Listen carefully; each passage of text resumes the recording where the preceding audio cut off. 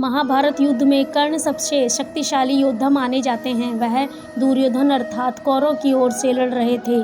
कर्ण को किसी तरह से काबू में रखा जाए, यह कृष्ण के लिए भी चिंता का विषय हो चला था। लेकिन कर्ण दानवीर, नैतिक और क्षमाशील व्यक्ति भी थे।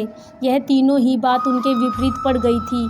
कैसे? भगवान कृष्ण यह भली भांति जानते थे कि जब तक कर्ण के पास उसके कवच और कुंडल है, तब तक उसे कोई नहीं मार सकता। ऐसे में अर्जुन की सुरक्षा की कोई गारंटी नहीं है।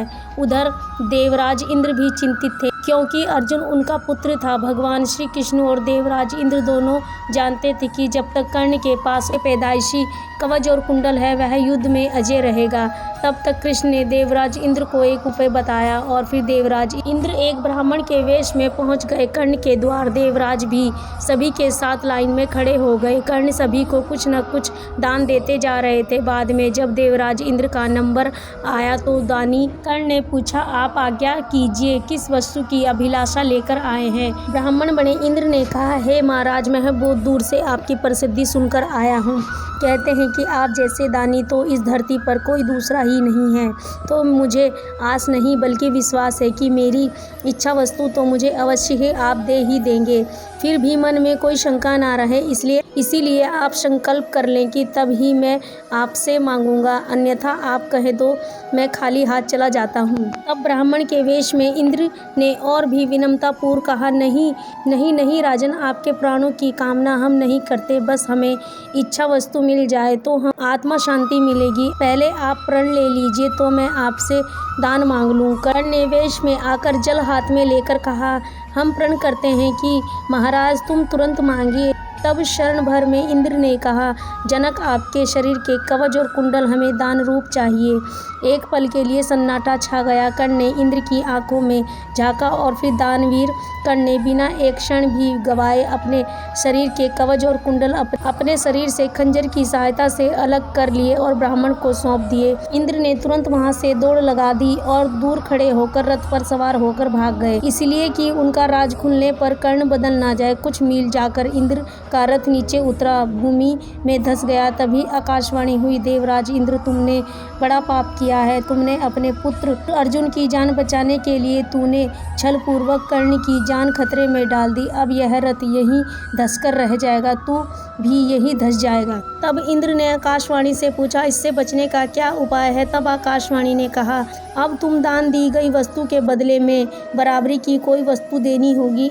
इंद्र क्या करता, उन्होंने यह मंजूर कर लिया। तब वह फिर कर्ण के पास गए, लेकिन इस बार ब्राह्मण के वेश में नहीं। कर्ण ने उन्हें आता देखकर कहा, देवराज आदेश की, और क्या चाहिए? इंद्र ने छिपते हुए कहा, दानवीर कर्ण, अब मैं याचना नहीं करता बल्कि आपको कुछ देना चाहता हूँ। कवच कुंडल को छोड़कर मांग लीजिए, आपको जो भी कुछ मांगना हो। कर्ण ने कहा, देवराज, मैंने आज तक कभी किसी से कुछ नहीं मांगा और ना ही मुझे कुछ चाहिए। कर्ण सिर्फ दान देना चाहता है। तब इंद्र ने विनम्रतापूर्वक कहा, महाराज कर्ण, आपको कुछ तो मांगना ही पड़ेगा, अन्यथा मेरा यह रथ और मैं यहाँ से नहीं जा सकता हूँ। आप कुछ मांगे तो मुझ पर बड़ी कृपा होगी। आप जो भी मांगेंगे मैं देने को तैयार हूँ। कर्ण ने कहा, देवराज, आप कितने ही प्रयास कर लीजिए, लेकिन मैं सिर्फ दान देना चाहता हूँ, लेना नहीं। मैंने जीवन में कभी किसी से कुछ नहीं लिया। तब लाचार इंद्र ने कहा, मैं यह वज्र रूपी शक्ति आपको बदले में देकर जा रहा हूँ। तुम इसको जिसके ऊपर भी चलाओगे वह बच नहीं पाएगा। भले ही शाश्वत काल के ऊपर चला देना, लेकिन इसका प्रयोग सिर्फ एक बार ही कर पाओगे। कर्ण कुछ कहते उससे पहले देवराज इंद्र वज्र शक्ति वहां रखकर तुरंत भाग गए। कर्ण के आवाज देने पर भी वह रुक नहीं पाए। बाद में कर्ण को उस व्रज को शक्ति को अपने पास रखना एक मजबूरी बन गया था। लेकिन जैसे ही दुर्योधन को यह मालूम पड़ा कि कर्ण ने अपने कवच कुंडल दान दे दिए हैं, तो तुरंत दुर्योधन को भी चक्कर ही आ गए। उसको हस्तिनापुर का राज्य हाथों से जाते हुए लगने लगा। लेकिन जब उसने सुना कि उसके बदले वज्र शक्ति मिल गई है, तो उसे फिर से उसकी जान में जान आ गई।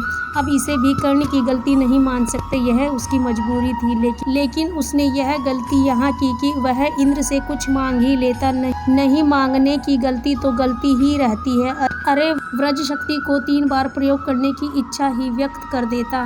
कर्ण भी बहुत बड़े दानवीर और धनुधारी रहे हैं। उनकी शक्ति के आगे सभी विफल हो जाते थे। तो दोस्तों, आप लोगों को कर्ण की यह अद्भुत और विचित्र कथा कैसी लगी, प्लीज़ कमेंट करके ज़रूर बताएं। और अगर आप लोग हमारे चैनल पे न्यू हैं तो हमारे चैनल को लाइक करें, शेयर करें, कमेंट करें, सब्सक्राइब करें और वीडियो को ज़्यादा से ज़्यादा शेयर करें। सभी का दिल से धन्यवाद। महादेव आप सभी के कष्ट दूर करें। हर हर महादेव। सभी का दिल से थैंक यू।